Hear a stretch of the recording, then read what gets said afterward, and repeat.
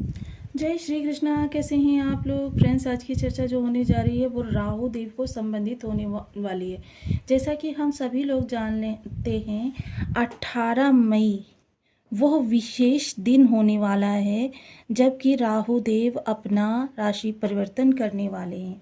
राशि परिवर्तन करेंगे तो इनके ये प्रभाव, क्योंकि ये एक माह का समय आपके लिए किस तरीके से रहने वाला है इस पर पूर्णतया चर्चा करने वाले हैं।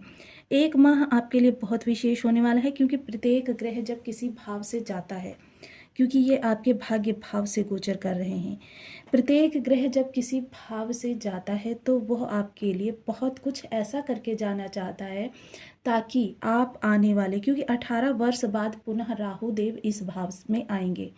18 वर्ष बाद, क्योंकि ये देखिए प्रत्येक भाव में 18 माह गोचर करते हैं, इस तरीके से ये 20 वर्ष बाद इस भाव में आएंगे। तो इस भाव में कुछ ऐसा करके जाएंगे कि आपके लिए ये पल यादगार बन जाए, यादगार पल बन जाए, ताकि आप आने वाले समय तक इसी पल का इंतजार करते रहें कि यह पल आपके लिए फिर आए, जल्दी आए। तो राहु का वैसे भी जो भी कुछ होता है अचानक वाला होता है और आपके जीवन में बहुत ज़्यादा शुभत्वकारी होता है। हालांकि इनकी जो इस समय पर डिग्री है वह 30 चल रही है। जैसा कि हम सभी लोग जानते हैं कि प्रत्येक ग्रह जब किसी भाव में जाता है तो वह 5 अवस्थाओं का भोग करता है: बाल्यावस्था, किशोरावस्था, वृद्धावस्था, मृतावस्था। तो ये प्रत्येक ग्रह की चाल यहाँ से प्रारंभ होती है, 0 से 30 पर समाप्त होती है। किंतु इनकी जो चाल है वह 30 से प्रारंभ होकर, क्योंकि ये हमेशा उल्टी दिशा से ही चलते हैं, 30 से प्रारंभ होकर 0 पर समाप्त होती है आकर। तो इस समय यह 30, क्षमा करें, ये 0 डिग्री पर गोचर कर रहे हैं। तो यहाँ पर जब ये 0 डिग्री के गोचर कर रहे हैं तो हालांकि ये पाप प्रभाव में दृढ़तापूर्ण है, एक छोटा सा तिनका भी आपके लिए इस समय बहुत कुछ करने में सक्षम है। तो आइए जानते हैं इनके प्रभाव किस तरीके से रहने वाले हैं। तो बनी रही हमारे साथ इस वीडियो में एंड तक। वीडियो बहुत ज्ञानवर्धक होने वाला है। यदि आपके लग्न में 4 नंबर बना हुआ है तो ये राशिफल आपके लिए, यदि कुंडली में कहीं भी चंद्रमा के साथ 4 नंबर बना हुआ है तो ये राशिफल आपके लिए। कुंडली ना होने की स्थिति में आप इसे नाम राशि से भी देख सकते हैं। यदि अभी तक आपने अपने इस चैनल को सब्सक्राइब नहीं किया है तो प्लीज़ सब्सक्राइब कर लीजिए, वीडियो को लाइक कर दीजिए, चैनल को शेयर कर दीजिए। इससे होगा क्या कि हमारे आने वाले हर वीडियो की नोटिफिकेशन मिल सकेगी आपको सबसे पहले। एक प्यारा सा कमेंट करना बिल्कुल ना भूलें। कमेंट से हमें बहुत मोटिवेशन मिलता है, हौसला मिलता है और ये पता चलता है आप और क्या जानना चाहते हैं।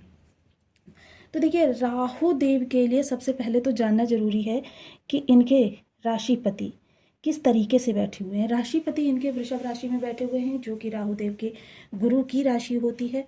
और गुरु की राशि होने के साथ साथ ये इस समय मंगल के नक्षत्र में गोचर कर रहे हैं। और मंगल देखिए सेनापति हैं और प्रत्येक ग्रह को अपने कंट्रोल में रखने की पूर्ण क्षमता रखते हैं। तो इस समय राहु के प्रभाव जो हैं आपकी कर्मठता से भी जुड़ जाएंगे और आपके ज्ञान से भी जुड़ जाएंगे। वैसे ही राहु को देखिए, अगर हम कहें तो सिक्के का एक पहलू गुरु है और सिक्के का दूसरा पहलू जो है राहु है। उसी सिक्के को अगर सीधा कर दीजिए तो गुरु हो जाएंगे, उसी सिक्के को अगर उल्टा कर दीजिए तो राहु हो जाएंगे। इन दोनों के स्वभाव जो होते हैं एक दूसरे से विपरीत होते हैं।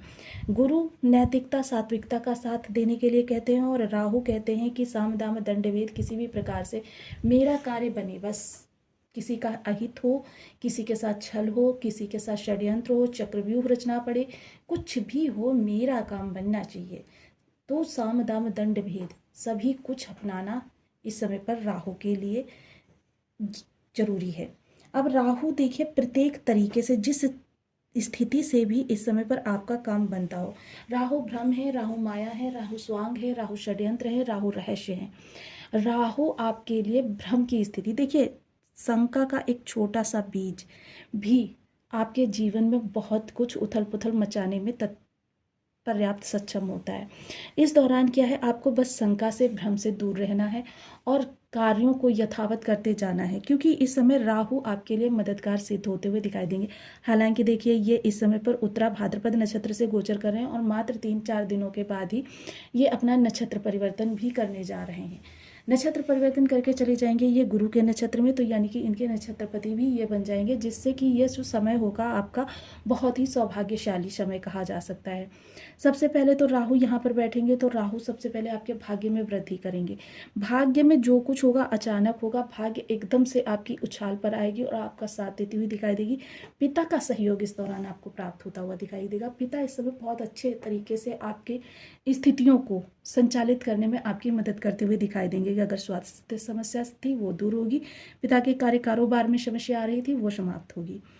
पंचम दृष्टि आपकी लग्न पर जाएगी, तो यह देखिए आपके बहुत ही ज़्यादा यहाँ पर इस दौरान आपको स्वयं पर नियंत्रण रखना होगा, क्योंकि यह समय काल आपके रिश्तों के लिए, देखिए रिश्तों में शंका आना कि अगर आपने किसी ने आपसे हंस के बात की तो भी आपको ऐसा लगा कि वो अपने स्वार्थवश आपसे बात कर रहा है, कुछ उसका मतलब है, इसीलिए वो आपसे इतने प्रेम पूर्वक सौहार्दपूर्वक बात कर रहा है, बेशक उसका कोई स्वार्थ ना हो, तो ये रिश्तों में खटास डालने के लिए पर्याप्त है। अगर कहीं पर आप जा रहे हैं, कोई आपके सामने अपॉर्चुनिटी आए, उसमें अगर आपने संशय कर लिया तो भी आपके लिए बहुत ही विषम स्थिति बन जाएगी। इस दौरान क्या है, आपको अपनी चीज़ों से, अपनी रणनीतियों से, अपने कार्यों से, यहाँ तक कि स्वयं को भी रहस्य बनाना बहुत ज़रूरी है, क्योंकि राहु जो हैं आपको चंचल भी बनाते हैं। लोगों के सामने चंचल इसलिए बनाते हैं ताकि कोई आपके रहस्य ना जान सके, और गंभीर इसलिए बनाते हैं ताकि आप स्थितियों का पूर्ण रूप में सूक्ष्म से सूक्ष्म विश्लेषण कर सकें, क्योंकि राहु तर्क बुद्धि है, तीव्र बुद्धि है, तीक्ष्ण बुद्धि है। राहु स्थितियों को भांपने में बहुत ही पारंगत हैं और अपने जातक को भी यह ऐसा ही बना देते हैं। सप्तम दृष्टि आपके पराक्रम भाव पर जाएगी, तो पराक्रम के लिए भी देखिए मैंने जैसा बताया ना, अपॉर्चुनिटी, कोई कार्य में कोई आपकी मदद करना चाहता है, कोई हो सकता है कि उस फील्ड का जो भी कार्य आप कर रहे हैं बहुत ज़्यादा पारंगत व्यक्ति आपकी मदद करने का प्रयास करे और वहाँ पर आपके भ्रम की स्थिति उत्पन्न हो जाए। सोचिए क्या होगा कि आपकी एक उड़ान की जो ताकत थी वो रुक गई, आपके पंखों को जैसे किसी ने काट दिया हो, वह स्थिति हो जाएगी। तो इस समय भ्रम और संशय से निकलकर दूरदर्शिता और विचारशीलता पर ध्यान देना आपके लिए बहुत ही उत्तम होगा। टेक्नोलॉजी से जुड़े हुए हैं, फिल्म इंडस्ट्री से जुड़े हुए हैं, कला के उद्योग से जुड़े हुए हैं, रचनात्मक कार्यों को करते हैं, इंटरनेट से जुड़कर कोई कार्य करते हैं, ऑनलाइन कोई वर्क करते हैं, सोशल मीडिया पे वर्क करते हैं, या कुछ भी इस तरीके का, तो आपके लिए ये स्वर्णिम काल कहा जा सकता है। छोटे भाई बहनों के जीवन में किसी प्रकार की समस्या थी, पर्सनल, प्रोफेशनल या फिर एजुकेशनल, सारी समस्याओं का इस दौरान निवारण होता हुआ दिखाई देगा। स्टूडेंट वर्ग अगर विदेश जाकर पढ़ना चाहते हैं तो उनके लिए बहुत ही उत्तम स्थितियां निकल कर आएंगी और उनकी जो भी फाइनेंशियल समस्या थी वो उनका निवारण होता हुआ दिखाई देगा। पूर्ण फोकस्ड रहेंगे, क्योंकि एकाग्रचित्तता यानी कि जितने भी ग्रहों के रूप हैं वह रूप अगर कहें राहु के अंदर हैं, बस राहु को समझना या राहु का सात्विक होना बहुत जरूरी है। नवम दृष्टि की चर्चा करें तो देखिए इस समय थोड़ा सा अपने खान पान को लेकर सचेत रहें, क्योंकि राहु अगर यहाँ पर, क्योंकि ये शुक्र के साथ भी गोचर कर रहे हैं, तो थोड़ा सा आपका जो रुझान रहेगा वो राजसी चीज़ों के प्रति रहेगा, भक्ष्य अभक्ष्य के प्रति रहेगा। तो खान पान को लेकर बेहद संयमित रहें, सात्विक भोजन ही करें। इस दौरान क्या है, भक्ष्य अभक्ष्य से जितना दूर रहेंगे उतना अच्छा रहेगा, क्योंकि शनिदेव आपके भाग्य भाव में आ चुके हैं और गुरुदेव लाभ भाव में बैठे हुए हैं। अगर आपने भक्ष्य अभक्ष्य या कुछ ऐसी चीज़ों को अपने अंदर समाहित किया तो ये आपके ऑरा की किरणों को भी खराब कर देंगी। तो यहाँ उदर विकार से थोड़ा सा सचेत रहें अगर कोई भ्रमकारक स्थिति बनती है, क्योंकि राहु वायु के कारक हैं और वायु संबंधित जब स्थिति उत्पन्न होती है कभी कभी भयावह स्थिति भी उत्पन्न हो जाती है। संतान प्राप्ति के लिए प्रयास कर रहे हैं, विराम दें। संतान की तरफ से बहुत ही आपके लिए समय अनुकूल रहने वाला है। थोड़ा सा आप पर्यटन के लिए भी जा सकते हैं, तीर्थ यात्रा पर जा सकते हैं या फिर आप पहाड़ों के क्षेत्रों की यात्रा कर सकते हैं। शेयर मार्केट से जुड़े हुए लोगों के लिए ज़बरदस्त लाभ निकल कर आने वाला है, लेकिन थोड़ा सा कुंडली का एनालिसिस अवश्य करवा लीजिए। प्रेम संबंधों में कोई आपके विषम स्थिति नहीं उत्पन्न हो रही है, थोड़ी सी देखिए छिटपुट तनाव की स्थिति रहेगी, लेकिन विषम स्थिति कोई नहीं रहने वाली है। स्टूडेंट वर्ग हर समस्या का निवारण होगा और आप पूर्ण फोकस्ड रहेंगे अपने लक्ष्य के प्रति। अब यहाँ पर देखिए थोड़ा सा राहु को अपने अनुकूल करने के लिए आपको थोड़े से कुछ विशेष उपाय भी करने चाहिए, क्योंकि राहु देखिए हमने अपने खान पान से, हमने अपने आचार विचार व्यवहार से, अपनी कार्यशैली से अच्छे राहु को भी हम खराब कर लेते हैं। देखिए किसी को नीचा गिराने का प्रयास करना या नीचा गिरा दिखाना, या किसी से व्यंग्यपूर्ण तरीके से बात करना, किसी के खिलाफ षड्यंत्र करना, या किसी के प्रति दुर्भावना रखना, ये सभी खराब राहु के लक्षण हैं। अगर इनमें से एक भी कृति आपके अंदर है तो फिर समझ लीजिए कि राहु के प्रभाव आपके लिए अच्छे भी हैं तो भी धीरे धीरे निगेटिव ही हो जाएंगे। इन चीज़ों को सबसे पहले अपने अंदर से निकालिए। ओम राम राहवे नमः। इस बीज मंत्र का आप 1 माला, 2 माला, 5 माला, 7 माला, 11 माला का जप नियमित अपनी सुविधानुसार करना प्रारंभ करें।